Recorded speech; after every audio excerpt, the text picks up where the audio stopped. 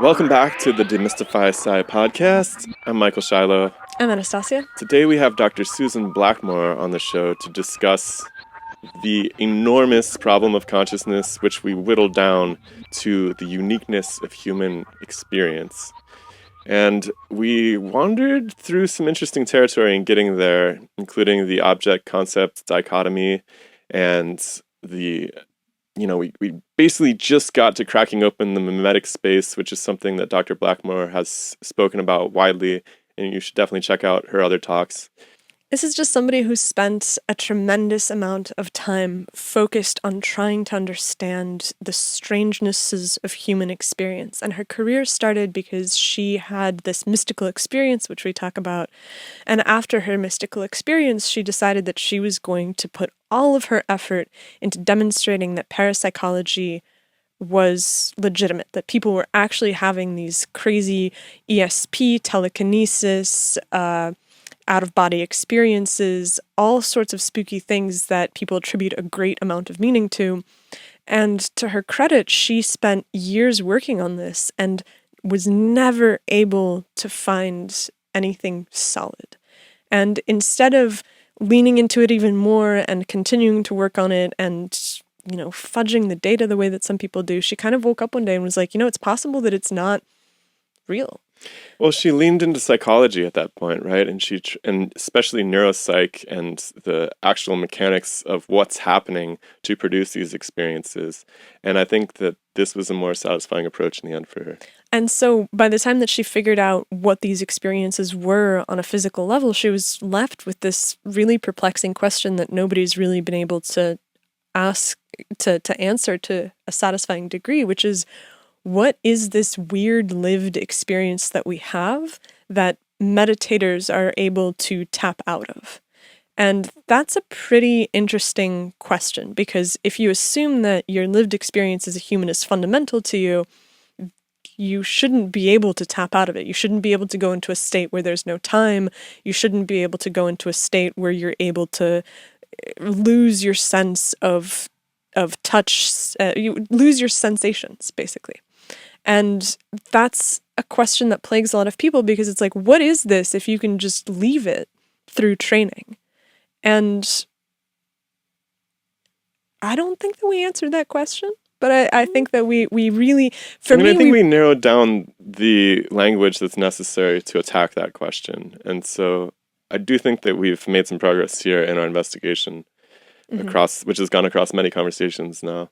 Yeah, and I think I understand the question of consciousness better than I did before, which is a particularly human lens on looking at it, because I'm always the one who's advocating for, like, hey, I don't think that the human lens is particularly special, but there is definitely something that we inhabit that is weird. And there's a really rich history there, so I really want to find more people to bring on the show to talk about the emergence of the sense of self and the emergence of culture, right? Like, deep history really fascinates me.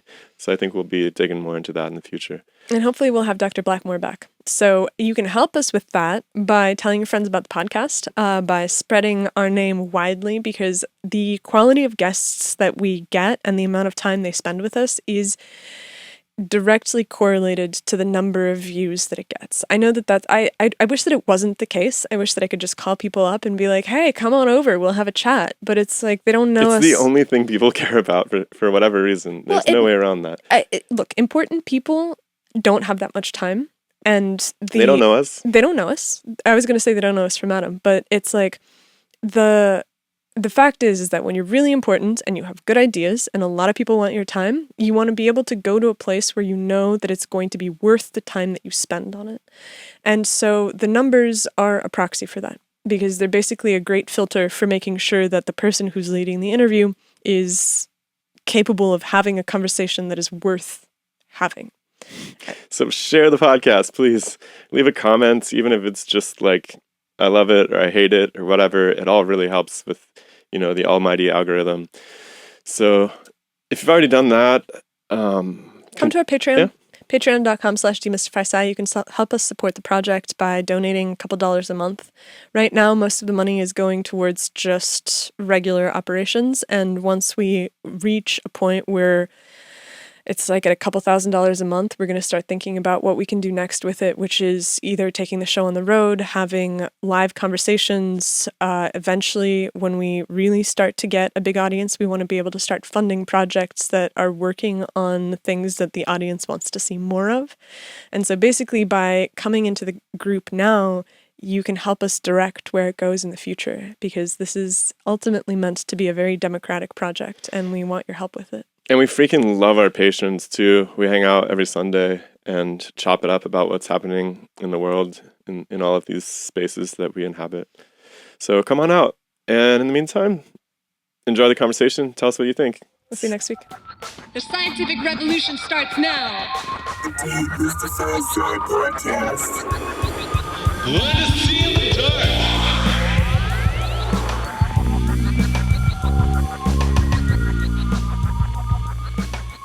Deep mystery. What is this? I mean, you take any philosophical position and you on consciousness, and you hit the mind-body problem, or you hit the hard problem, which is probably the wrong problem, but all the time is lurking this sensation that here is experience. I've done enough meditation. I've been meditating every day for nearly 40 years, and Wow. retreats and what have you.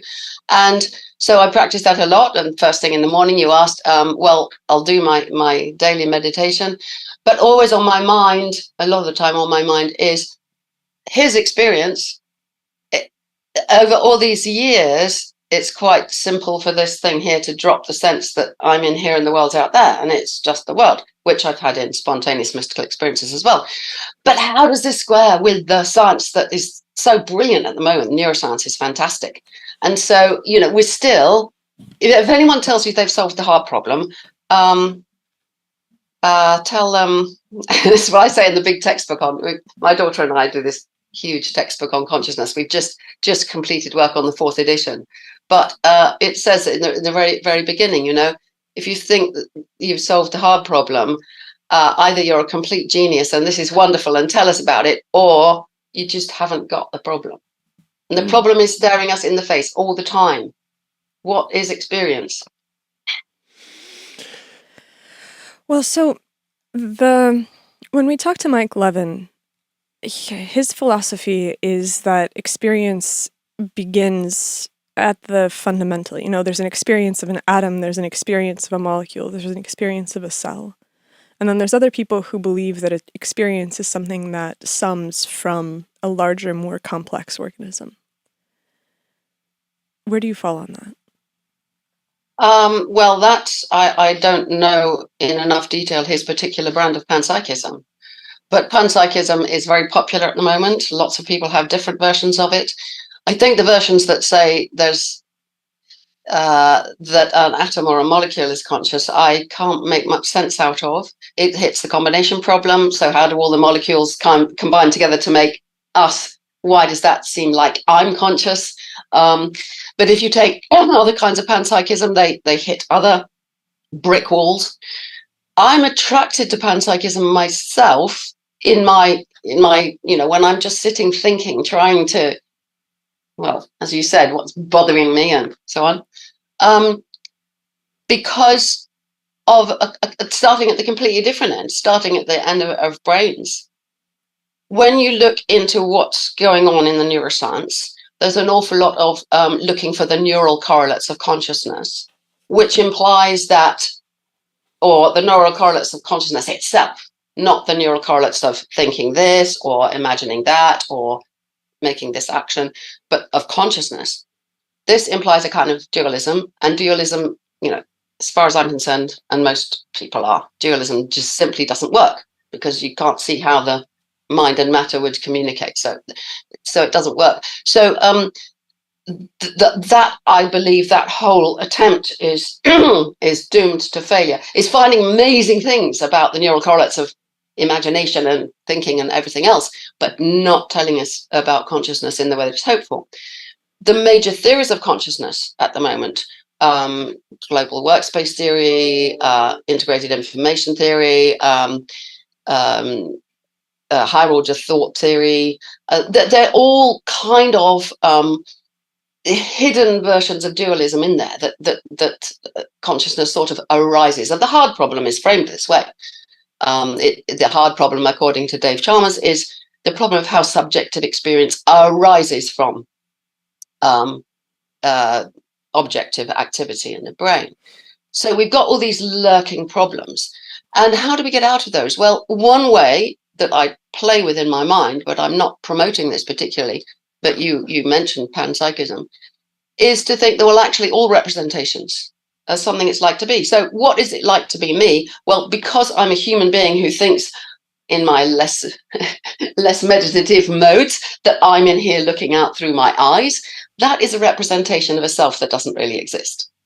And what is it like to be that representation? Well, whatever it says.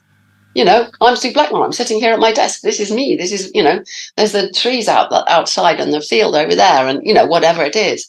And you could say, what is it like to be a bat? I've said long ago in the 1980s, it's the wrong thing. There's nothing it's like to be a bat. There's only something it's like to be the bat's idea of bat. So this would be a kind of panpsychism, which would say that a brain like this, or two brains, are full of multiple levels of representations, operating probably in active inference in predictive processing ways. And there's something it's like to be all of those, because that's what a representation is. It's kind of something it's like to be.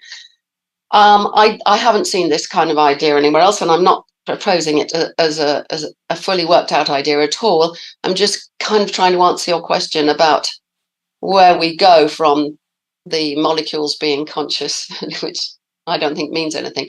Any kind of panpsychism hits problems. But then the whole problem of consciousness is, it's all a problem.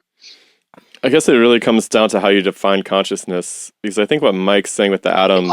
There's no definition. Nobody's defined it. Well, you have to define it for a context. You can say what you mean by it. And I think what Mike's trying to say is that every single material body has some experience, and whether it's processing that experience is a different matter altogether, but that there is an experience available. Whether or not it's being integrated into something like a sense of being is a completely different question, I suppose. And is it testable, such a view? Yeah, that's the weird thing about hypotheses. Well, testability is a really weird thing. There's a lot of what we would consider hard sciences that are completely untestable. Most of cosmology and astrophysics is based on indirect observation. Most of anything looking into the deep past seems to be really based on hypotheses. You have to assume something, if possible, would solve the theory, but you can never really know because you can't go back in time 14 billion years or so forth. But all you're doing there is describing science. You have hypotheses. You think of ways in which they have implications either for the future or for the past. If you can get data from the past that you wouldn't otherwise have, so it's not that you knew it already, that's perfectly legitimate, and that's how science works.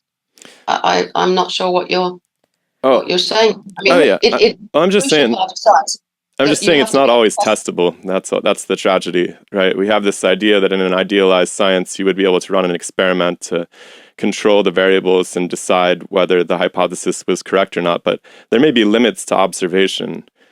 In other words, there may be pieces of the hypothesis which are out of reach in the foreseeable future. Yeah. I don't have a problem with that. But testing by experimental designs, as you've mentioned there, in which you control the variables and you have control groups and all of that, is an ideal. It allows you to look at causation, not just correlation. But even correlations can be solved. I mean, Francis Crick was very keen on saying, you start with correlations. You don't know what's going on, but you shouldn't try to start with causation because you get into all kinds of problems. Better to start with the correlations and work gradually towards being able to test causation. Mm-hmm. That was his approach to consciousness. I believe I was the last person who interviewed him before he died. He died of cancer, and he was still really full-on amazing brain. And he said that he'd had three things in his life that mysteries he wanted to solve: the mystery of life, the mysteries of perception and vision in particular, and the mystery of consciousness. Well, he did brilliantly in the first, pretty damn well at the second. And the third, well, I don't know if he'd lived, he'd have got there. But his approach to consciousness was to say, right, we start with the correlations. And that started the neural correlates of consciousness stuff, which I mustn't slam too badly. It's been very productive in many ways, but I don't think it's in the end going to get us there. So there's many. I mean, you were saying this yourself. There's many different ways of doing science, but we don't have to think that if you can't do tight experiments with control groups, you can't do anything. Mm-hmm. Yeah, and I actually think that Mike shies away from those kind of conversations just because of the fact that it's not as defensible as the more technological projects, the more engineering-based projects that he's working on, which have obvious results that people, can get behind. But I wanted to go back to what you said about dualism. I'm trying to understand what you mean by dualism here. Doesn't the separation of ideas and material bodies solve that problem? Like, consciousness is playing out in these material representations, but of course there's this whole conceptual body, right? There's this idea that so a concept is just a relationship between some sort of moving material objects, or you can abstract it and make a binding of different relationships and get into higher and higher orders of abstraction. And so there's that, right? There's that world, but then there's also the world upon which it plays out, which is just material bodies with surfaces that are pulling or pushing on each other. I just don't understand the contradiction, I guess. Yeah, and I don't understand what you're saying at all. Would you like to try and explain again? Yeah. Happy to. I'm not with it. Yeah, so all words, let's say all nouns, represent either ideas or bodies. They could be imaginary bodies, or they could be real bodies that exist because they have a location somewhere. But all words represent one or the other. And most of the things that we're talking about, for instance, consciousness, is an idea. It's a relationship among physical bodies, or a relationship to other relationships among physical bodies. So it seems like there's two domains upon which existence plays out. One is conceptual and one is physical. And I don't understand why there's any problem relating the two to each other. Well, I have two suggestions there. I mean, one is the classic one of qualia, but I do not want to get into the argument of the demolition of the idea of qualia. Lots of other people have done that. But this desk here with its red top, that's the classic one. This color, the experience, or the feeling I am of being slightly cold because it's terrible weather here in England. The feeling, as opposed to all the stuff that we know that's going on.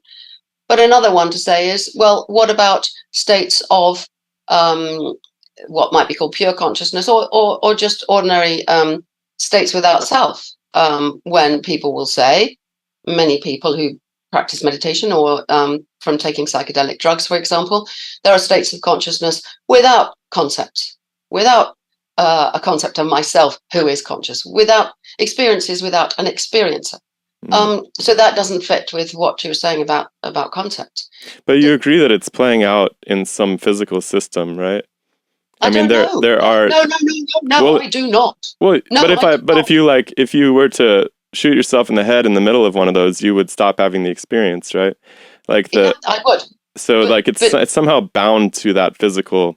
It's somehow bound. I'm not saying that it's founded that way, but I'm saying that it is bound and it plays out on some physical realm ultimately. What is a physical realm as far as you're concerned? Oh yeah, so physical just means that it's a system of bodies, right? Bodies are separate from ideas. It's like the most primitive dichotomy available in language.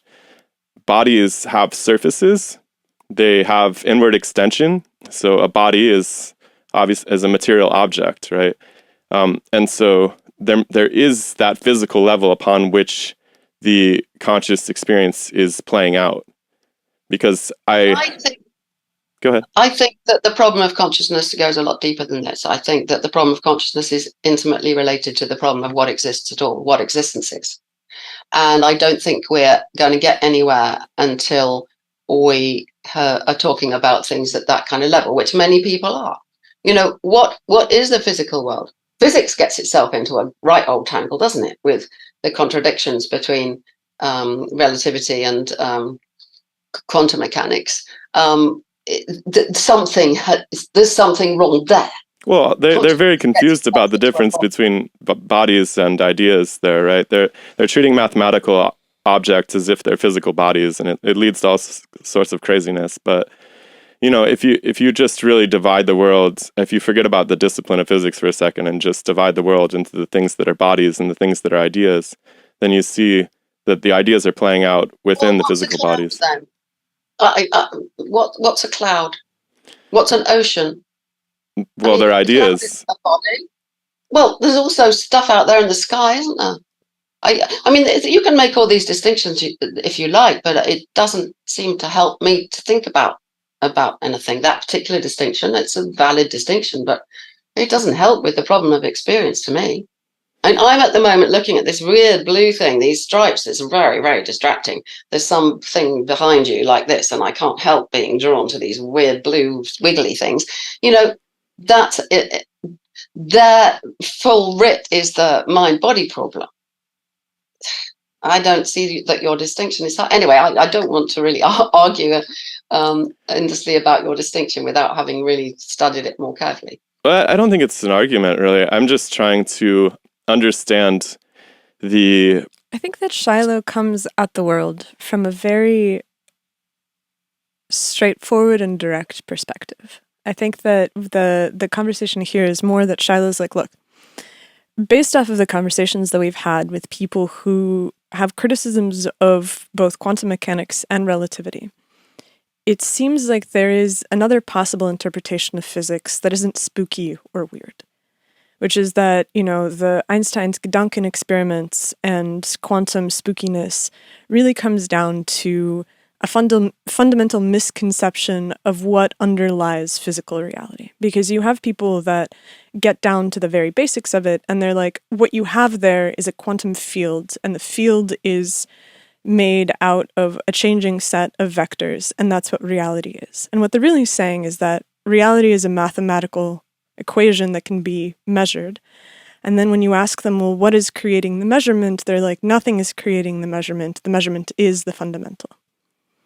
And that creates a very non-physical model of nature, because what you have at the very base of nature is not something that is moving, that is being measured. It is the movement itself. And so there's a school of thought that has, over the course of honestly, since Einstein, people have been vocally saying that his interpretation of relativity is a thought experiment that does not bear upon reality, like the nature of time. People always argue about, what is time? Time is so weird. We don't understand time. And there's two different aspects of time, which is the measurement of time versus the experience of time. And I've heard many people say that they're like, man, time is so weird because I can have a dream where years pass and then I wake up and it's only been, I've only been napping for an hour. But your subjective experience of time is not the nature of time. The nature of time is that there is a clock that you use to measure something passing. And it can be a clock that you construct. It can be a clock that is the solar system. It can be a clock that is galaxies moving past each other. As long as you have two cyclic movements, you have a clock. And there's no objective frame of reference for time. You just have to hope that your clock stays cyclic to a certain degree. You're just comparing anything to some standard motion, right? Yeah, exactly. And so I think that there's a possibility that the spookiness of physics is beloved because it is weird and magical. And I think that from your career, that people really love these spooky and magical things. And so there's a tendency to latch on to physics because it is the last home of magic in our universe. It is the last world where Let's leave the physics behind then, because I'm not a physicist and I wish I'd never got us into that. Although I'd had a wonderful talk with Paul Davies recently about the illusions of time. And I'm more interested in the psychology of the illusions in time and how you measure those.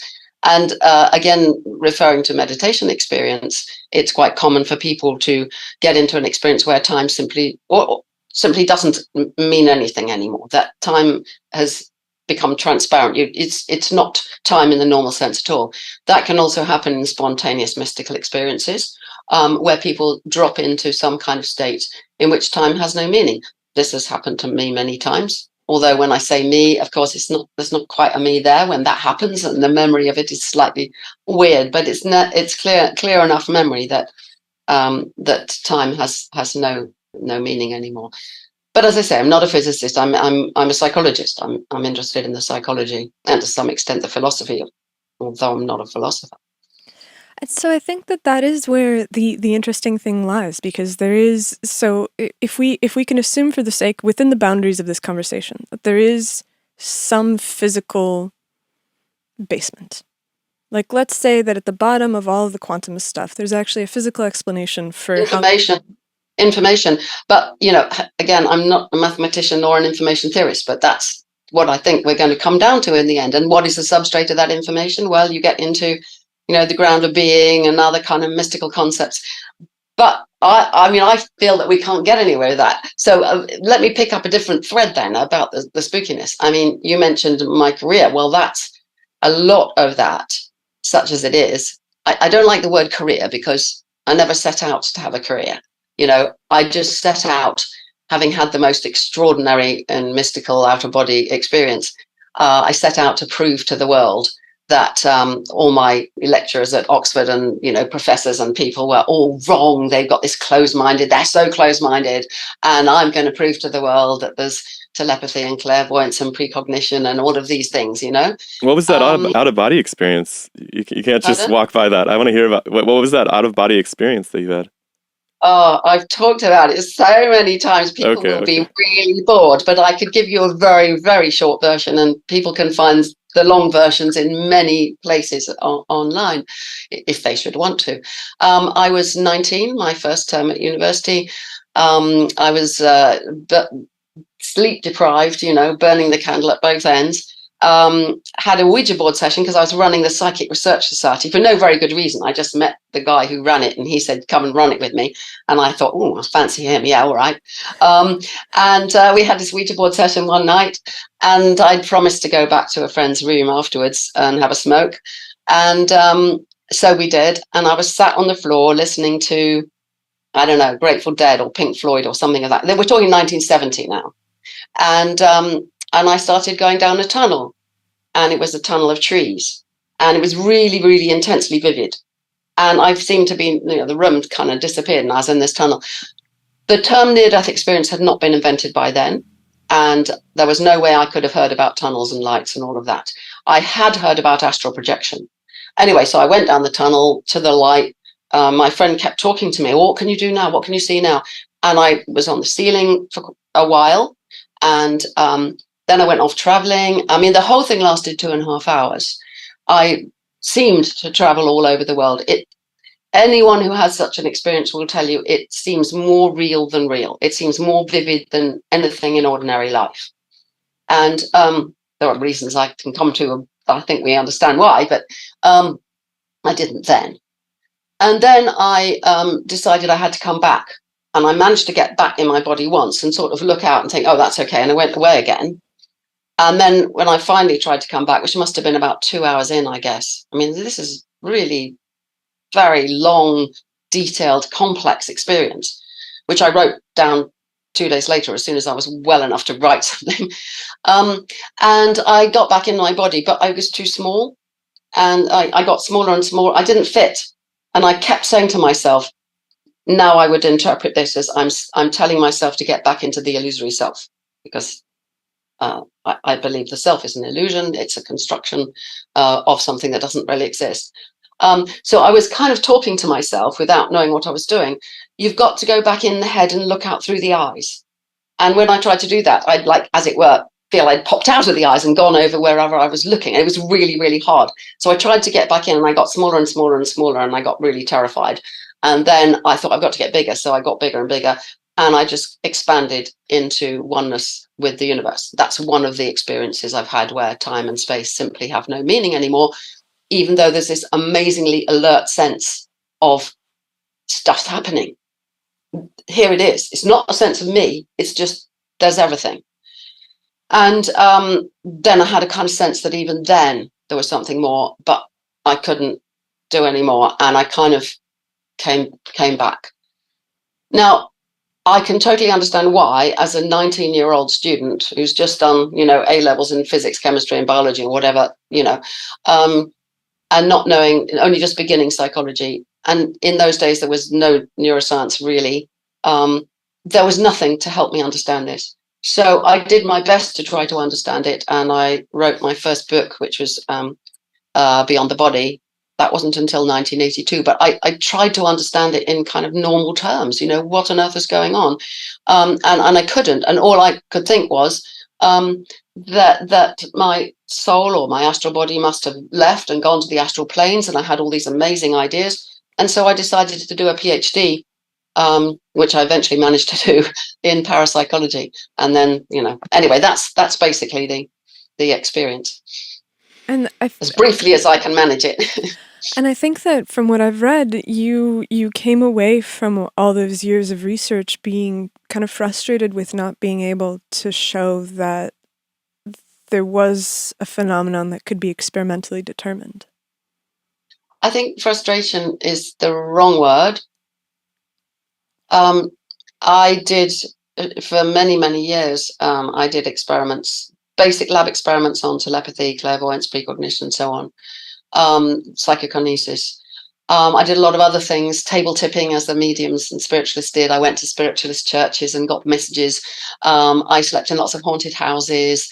I did studies, experimental studies on tarot cards, the I Ching, and various other things like that. I mean, I was a right hippie, I had my hippie clothes, and I was the one you went to if you wanted a tarot reading, and it was my whole life was that. Was it frustrating? No, it was worse than frustrating, but it was more like I was so intensely determined. I just went on and on and on. If this didn't work, then I'd try this, and then I did experiments on out of body experiences with people, because I recognize that you can't easily get someone who's had an OBE in the lab and, say, right, have an OBE now. And I don't think it's the same if you try to induce it through hypnosis or other things. That's another whole story, the differences between the spontaneous and the induced experiences. But in any case, doing it in the lab's not ideal. So I used to have for years in my cottage where I lived, I had, in a place that you couldn't see from any window, a target. I had a target word, a target number, and an object, actual physical object, that I put on the wall there, and I changed them every week to begin with, and then about once a month, and then once every, so often. But anybody I met who had spontaneous OBEs, I would say to them, would you like to come and visit? It started with a guy who ran an OBE magazine, and he came along and he said, oh, I can visit your kitchen in the middle of the night. And he told me that he particularly liked apple crumble, and if I made one for him, that would induce him to come, and he'd have a dream and he'd be able to visit. So I did that several times. I mean, I'm naked anyway, but I'd made it, hoping he would come. Of all the people that took part in that, it wasn't a formal experiment. It was just one of the many things that I was doing in those years. Only 2 ever said they managed to come in their out of body and see anything, and they got it wrong. So, it was, I suppose it was frustrating, but the most thing was, it was more, what I remember is going on and on and on, thinking, if this doesn't work, then this will. There's always another door, and there's always another corner, there's always another, until one night I was just lying in the bath. This was in my PhD day, towards the end of my PhD. And I thought to myself, I'd often thought, why doesn't this work? Well, it may be this. Experiments with twins I did, because they often claim, more psychic powers. And I'd always been thinking, well, if this doesn't work, this will. And I just had this thought, what if none of it is true? Actually, ask myself that question. What if none of that is true? And it was like, mentally, everything just crumbled. My God, it's possible that I'm actually completely wrong. There is no telepathy, clairvoyance, precognition, psychokinesis, ghost, poltergeist. There isn't. So I've got to do something else. I've got to find out what that experience is. I've got to try and understand why people are so convinced that they've had telepathic communications, and why they are scared of unseen things, and why they try to do to communicate with others, or and are so convinced they've actually left their body and gone somewhere. And that's what became my research life for another, I suppose, 15 years, up until about 2000.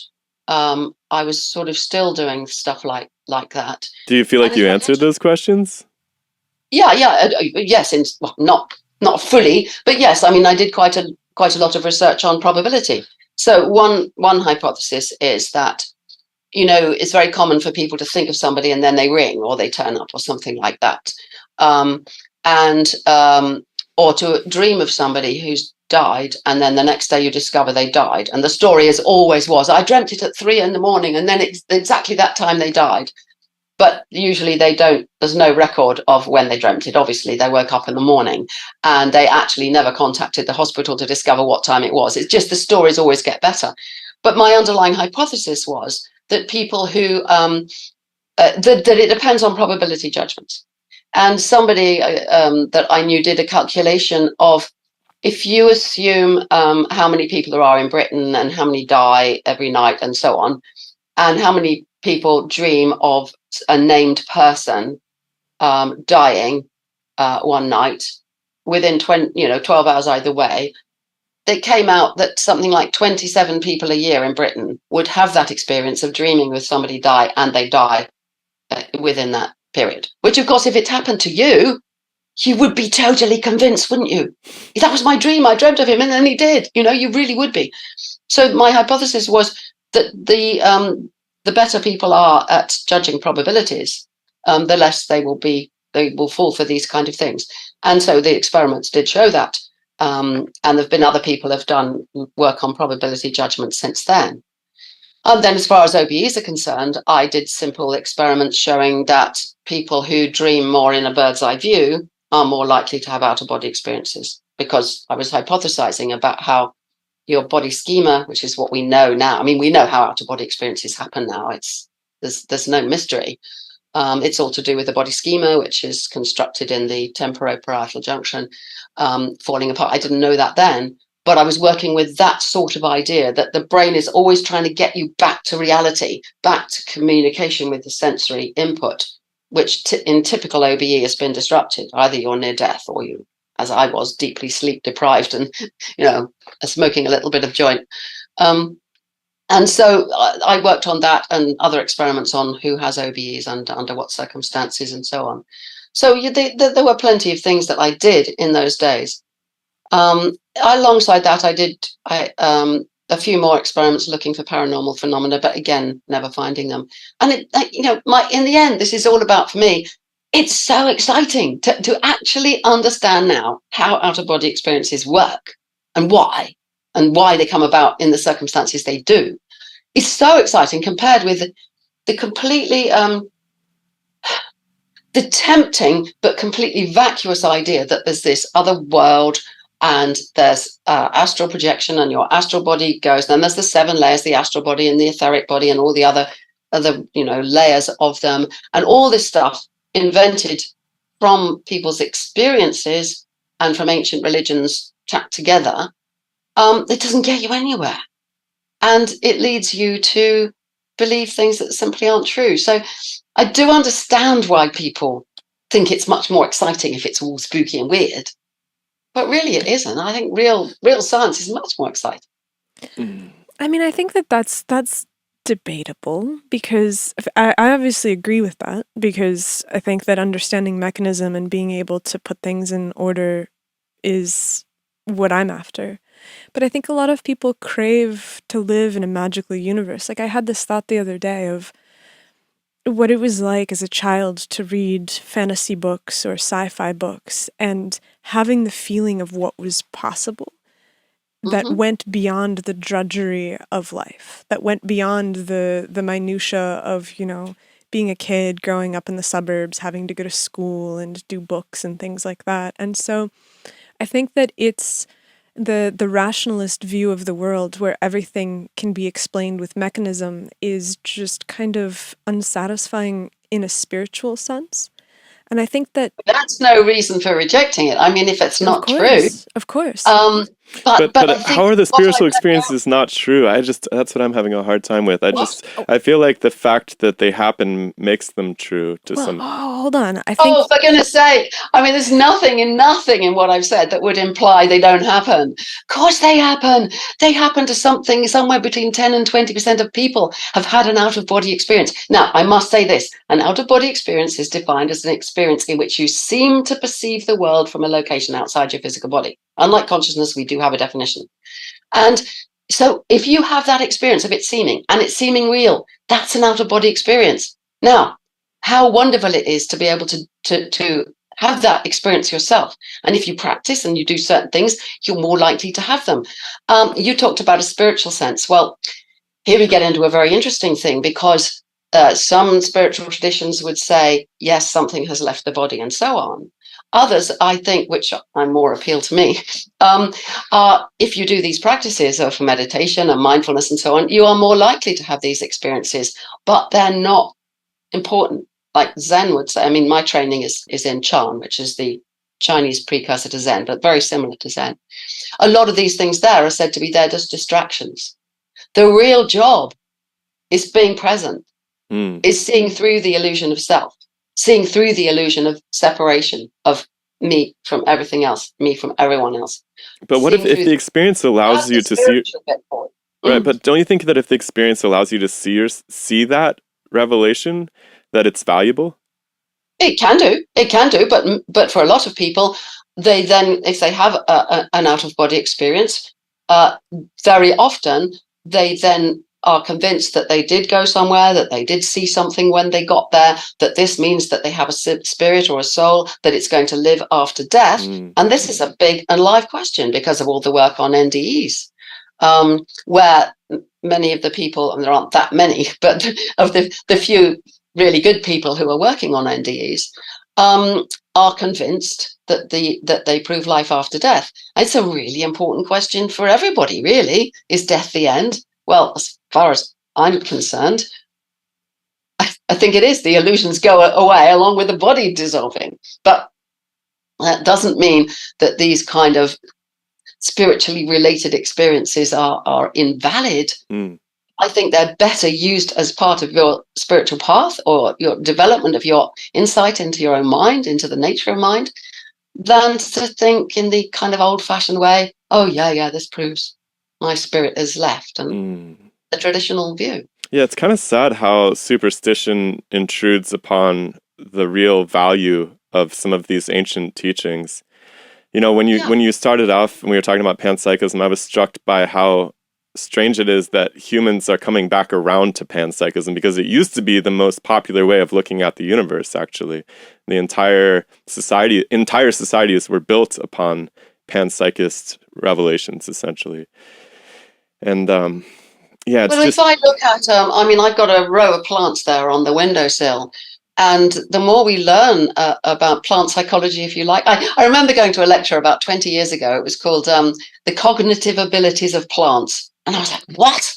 And I rushed along to this, it was a really good lecture. Now the stuff about fungi is amazing. The way they respond through the soil and connect up with other fungi and connect up with trees and share water and all these amazing things. Now, is there something it's like to be a fungus?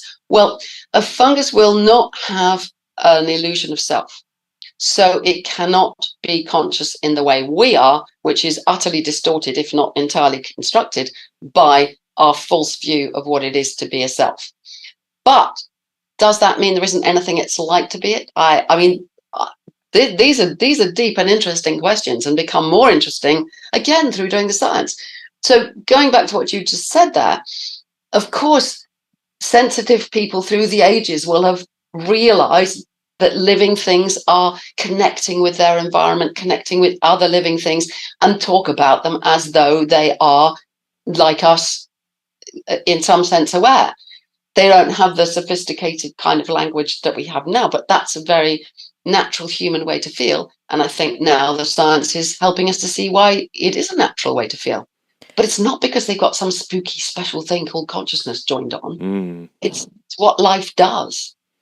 You said something interesting about the fungus not having a self, and that's a pretty common I hear people say that stuff a lot, but I'm not sure that we. I didn't say that. I said it Oh, didn't have an illusion of self like this. An can you I mean, illusion. can it you has elaborate? boundaries. It will have boundaries, although a fungus, I mean, it depends what kind of fungus, but many of them, they're actually, it's hard to say where the end of this one is and another one begins. But let's say you've got one that's relatively, as far as it's concerned, it has boundaries. It takes in some things through the membrane and pushes other things out, and it has boundaries. But so does, Hydra or any single celled sort of organism still has boundaries. In that sense, you can say that that is it and that's not it. But what it doesn't do is have a brain that says, I'm in here, I've got consciousness and I've got free will and I'm in charge. All of It's not which is thinking, basically. I hear you on that. it's not thinking, and it's not, if we want to expand beyond just words thinking, it's not imagining an inner self and having a feeling of being an observer. Mm. I'm only guessing because I don't know. But it's the illusion that we have. So I've written some stuff about artificial possibility of artificial consciousness, and my view on that is very similar. It is only when AI, or in particular robots, would build themselves an illusory sense of self, that I'm I'm inside this robot, I'm the controlling mechanism, when actually there's plenty of other mechanisms that are required going on there. Only 100%, then, yeah. Do you think that that's a will it new feel thing? conscious like us. Is that something that happened like all at once in your estimation with humanity? Like, did humans just all of a sudden recognize their self, like Garden of Eden style, or was it this slow creep of evolution where there was like little hints of self? I know this is like a hotly debated subject within anthropology. What's your take on that? Yeah, I mean, I can't give an answer, but my feeling about it would be that it's very gradual and that it comes about. I mean, this is one of the questions in our big textbook that we go into, because there are many, many theories. So many, there are probably half a dozen very clear ones about the origins of consciousness. And then if you ask about the origins of the illusion of self, that's only one way of getting at that. But, some would say that it requires a lot of sophisticated language and would only be in the last 1,000 or possibly 2,000 years that we have built up that illusion. And others would say, oh, that begins really, really early, as soon as there's a bit more perhaps than the mycelium, but of the fungus. But it begins because you have to have the control mechanisms. Any living organism has of a certain complexity needs to have a representation of itself in order to run its movements and its actions and so on. And that would be the beginnings of it.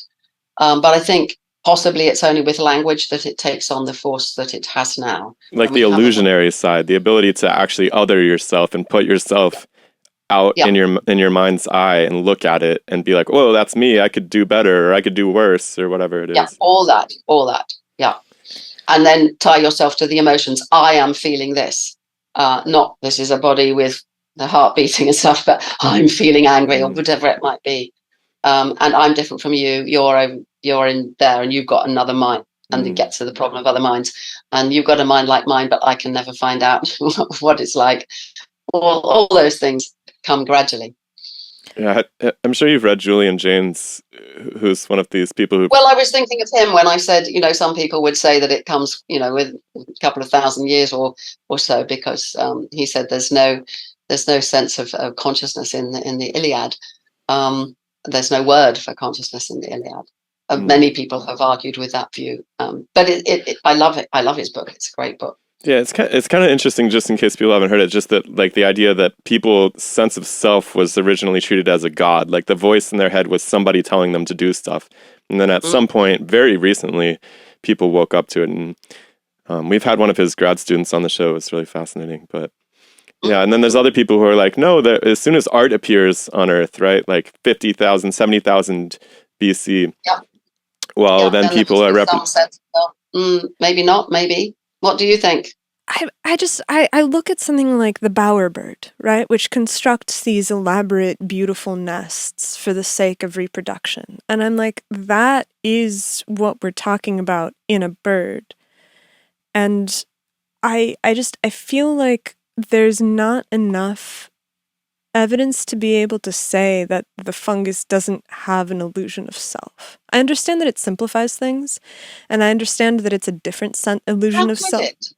I mean, the illusion is built up very much by language, not entirely, but mostly. It requires a massive amount of information processing to construct this separation between me and the rest of the world, rather than simply being reacting. And I think of the animals around here. We've got chickens, sheep, cat, and I watch these animals and the way they respond. Um, that some of those might have some sense of self, but not in the illusory sense that we have through language and through culture. And that's where, of course, if we get off into culture, I'll go. Like they have a sense of being, right? But that's different than like othering themselves. I don't. Okay, so check it out. I think that looking at domesticated animals, I think is maybe not reasonable. Because those animals have been molded by us and are in our care and are in some way extensions of us.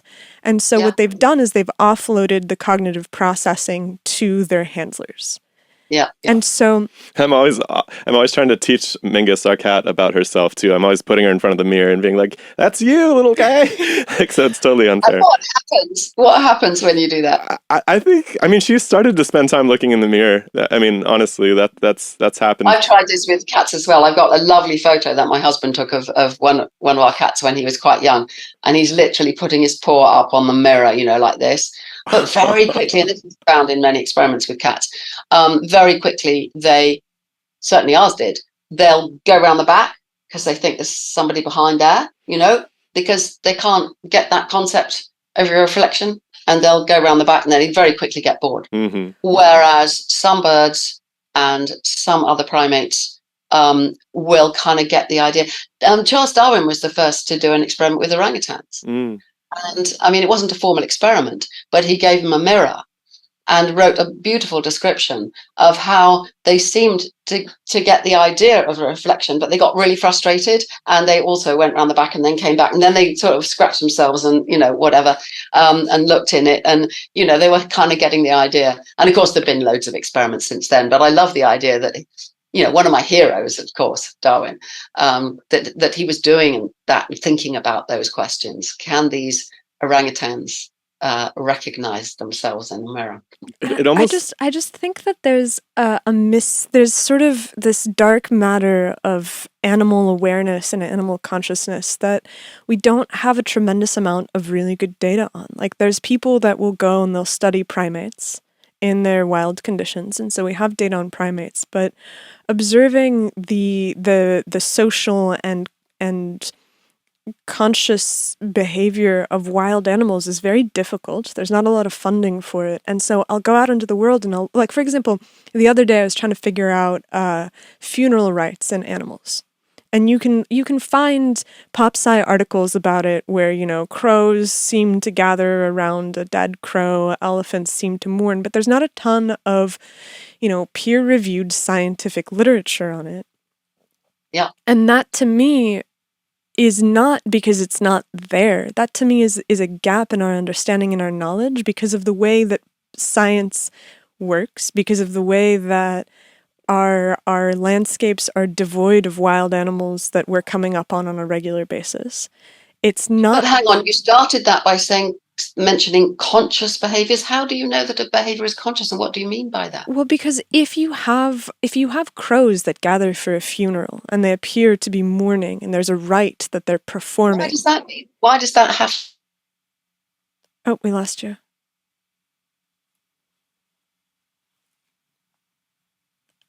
Are you there? Yeah.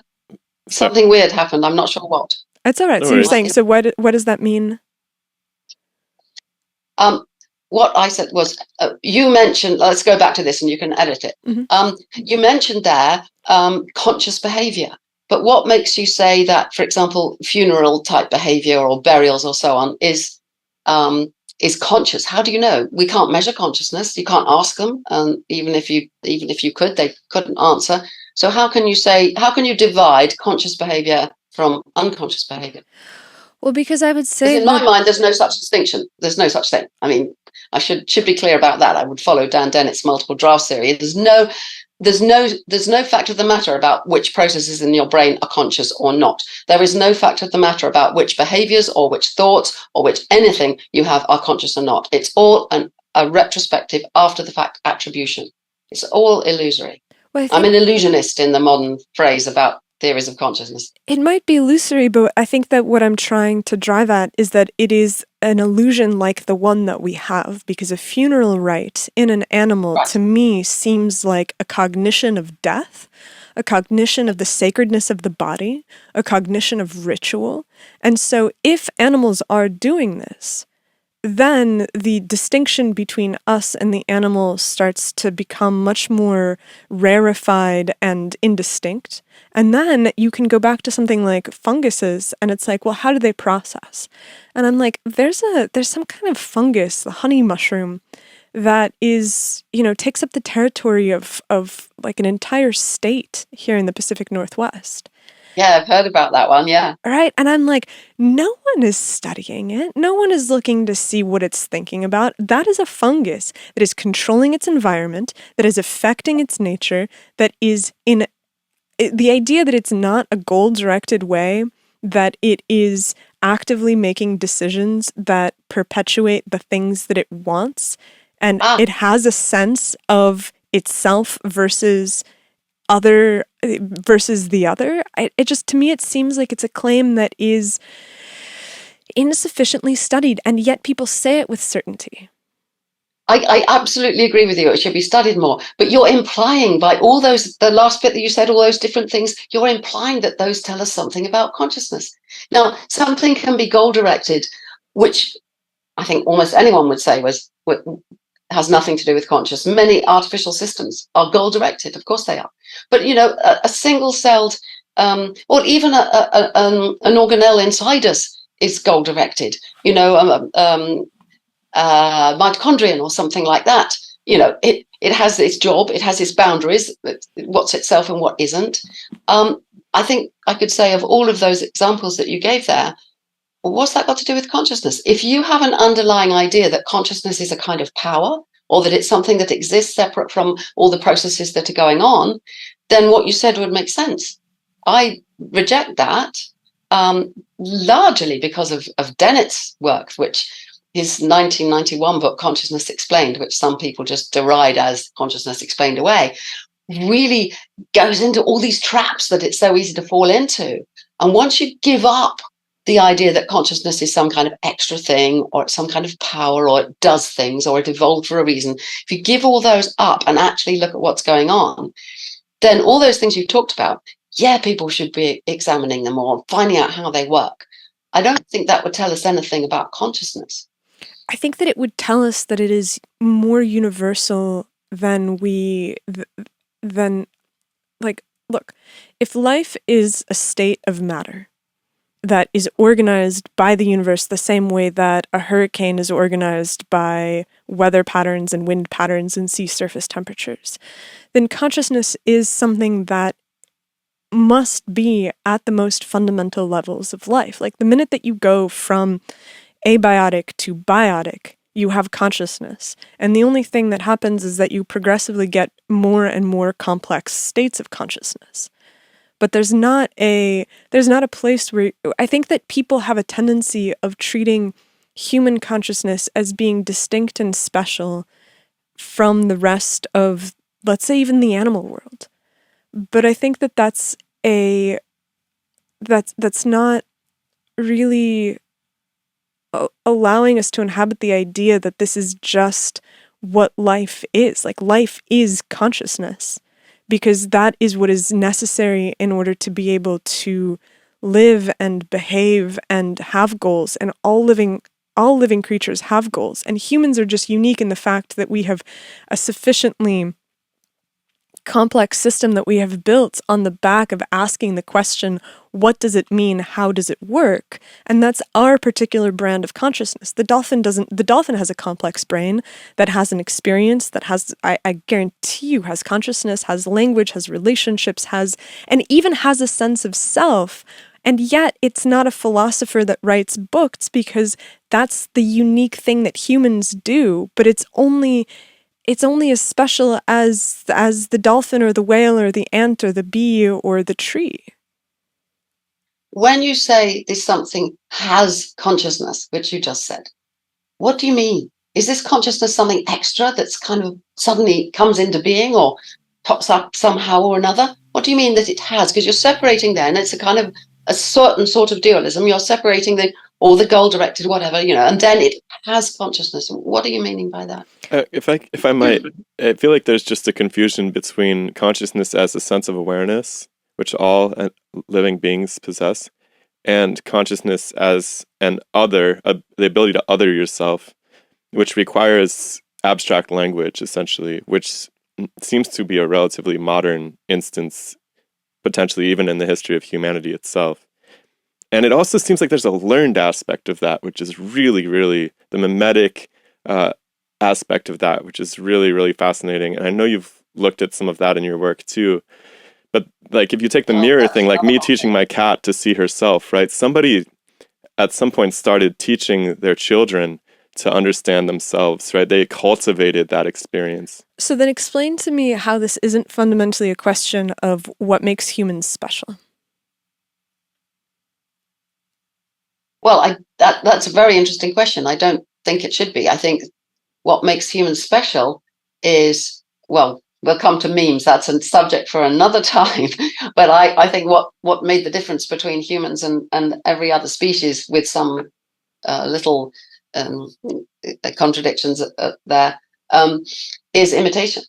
Because all of life came about by genes being selfish information, competing to be copied, and that's how we're all here, including our cats and fungi. But then, as soon as humans got good enough at imitation that they could pass on information with variation and selection, so information could evolve, then we were different, and that set off the capacity for language and for all kinds of technology and so on. Now, there is limited imitation in other species, particularly in cetaceans, and not that good in other apes, but there's some. But we are consummate imitists, whatever the word is, as we've been described, and we let loose culture. And I think that one argument would be that the kind of consciousness we have now is a result of that. But that's a kind of distorted thing, that we distort the nature of experience by overlaying it with culture and words. And that meditation and so on, those practices and mystical experiences, just let go of all of that. And what is left is some kind of awareness without the false idea of self, without the illusions. This satisfies me deeply, because the question of what makes human cognition unique and what makes human experience unique is, to me, a different question than I feel like consciousness is usually ascribed to being a particularly human experience. Really? I think so. I've run across people that are like, my cat doesn't have an internal experience. My cat doesn't feel about me the way that my fiance feels about me. And I'm that the latter is true, but the first is rather different. I mean, most people who have a cat would think that it can feel pain, that it can feel pleasure, that it can recognize different people and like some and not like others. These are very natural abilities of animals. My chickens, I don't think they know. They know who I am in a certain place. When I do a certain thing, they'll recognize it's me and not my husband doing it. But then you go somewhere else and they don't. And, I mean, there's all these complexities of animal behavior that are quite delightful and fun to play with your animals. But if we start straying off into memes and culture and everything, that's for another time. And I'm afraid to say, I really do have to go now. Of course. So this has been fun playing around with all these difficult ideas. Yeah, no worries. I mean, I'd love to talk about memes at some point. It's a huge subject of great importance in our modern society. So yeah, let us know if you have some time, and we'd love to meet up again. And otherwise, enjoy your samba jam. That sounds freaking awesome. I'm jealous. Yeah, it's really strange. I live in a little village in South Devon, totally rural, very small village, and it happens to have a samba band. I didn't even know what samba was when I moved here 15 years ago. So, oh, some kind of drumming. Oh, is it really? And you could hear on a Thursday evening this noise coming from the church. That's so Beautiful cool. church. Even though I'm an atheist, I have a tiny bit of, what I went in the church and we start banging away. It's amazingly loud. And I'm thinking, and then I noticed under the bell tower, there's a wooden carving and it says, praise him with the loud cymbals. Yeah. So then I felt it's okay. So even an atheist has a bit of a worry about what God thinks. That sounds really fun. That sounds really fun. So yes, I will get my and at the weekend when we have the coronation, we'll all be dressed up in our turquoise and lime green peculiar clothes, and and we'll be playing samba. I love that. Awesome. All right. Well, have fun. Enjoy that. We'll catch Thanks up with you very later. much. All right. Okay, have a good day. Take care. Bye. Bye.